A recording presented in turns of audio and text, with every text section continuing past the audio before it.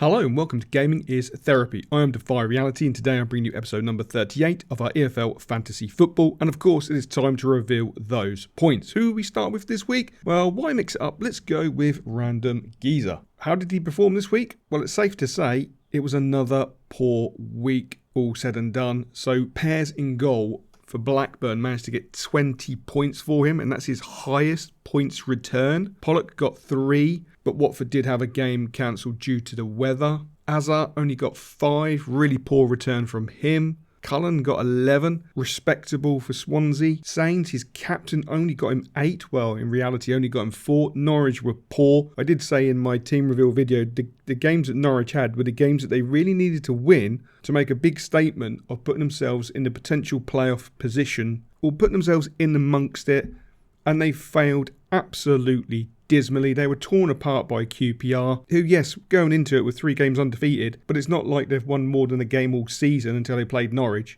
Absolutely ridiculous.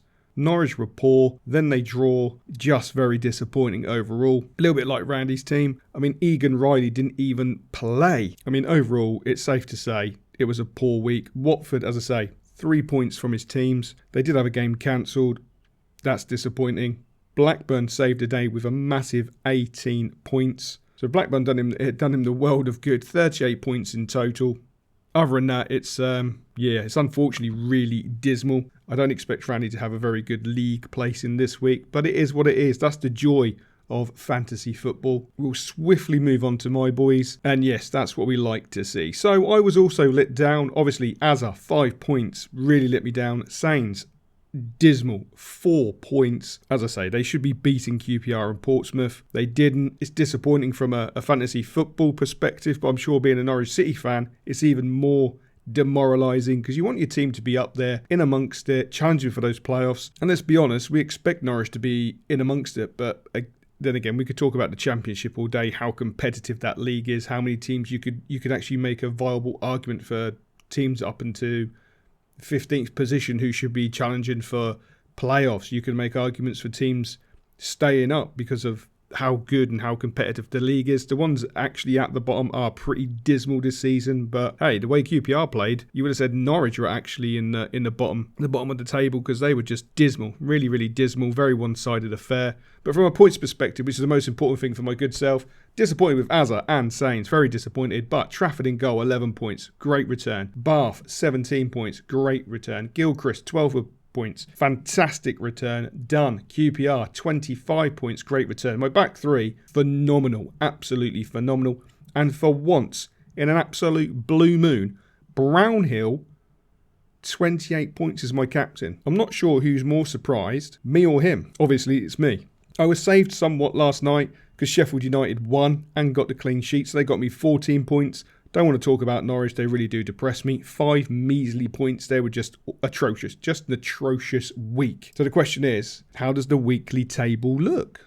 Well, let's have a little Pikachu, and there we go. So, I'm the king of the castle, Randy's definitely the dirty rascal.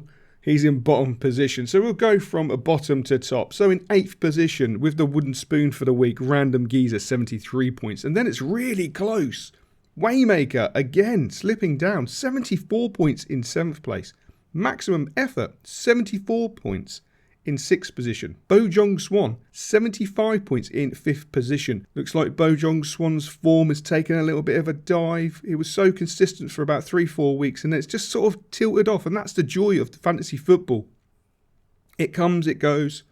4th position, Gooden & Co. Luckett with 82 points, proving he's very consistent. 3rd place, Intimate Champions, 84 points.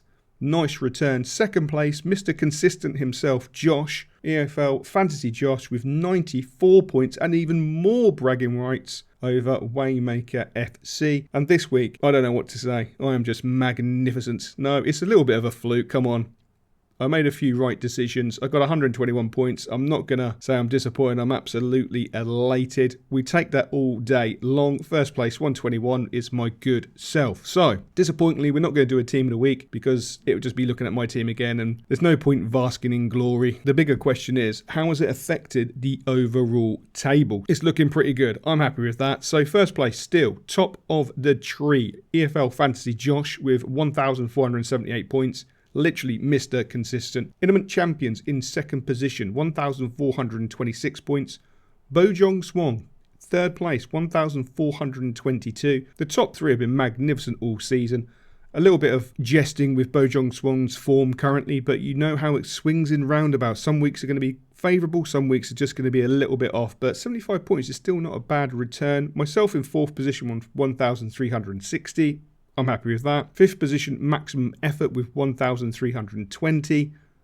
Sixth position, Waymaker FC, 1,290. Still shocked to see Waymaker FC down there. Seventh position after an absolute horrific week, a couple of weeks really. RandomGeezar with 1,264.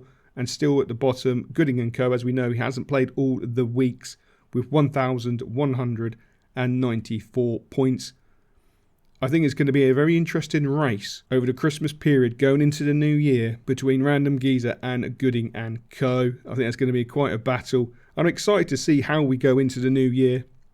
There's a lot of games coming up, a lot of really quick turnaround, so everybody's got to be on it. It's going to be intense. It's going to be some fantastic football. But yeah, that's how the table looks. What a fantastic week. Of course I'm going to say it's a fantastic week. I got 121 points. Let's not muck about. It was a cracking week. Absolutely best week of all the weeks we've had. I'm very chuffed to have got the top. Some insightful picks. You can make of that what you like. It's all a bit of tongue-in-cheek. So we're going to leave it there. Obviously tomorrow we will see our teams going into game week 19 because it starts on a Friday. The games come thick and fast. You get little time to turn them around. No double games coming up this week, which is an interesting one. So that's a little bit nicer, a little bit less pressure. But it's going to make, in some ways, I say less pressure, probably going to add more pressure because you've got to get your picks bang on. You don't have that luxury of a second game to try and save your week. So perhaps I've just upped the intensity level there. I think I just put pressure on myself after getting 121 points. I need to be bang on it. But we'll see. It should be a fun week, some really cracking games to come.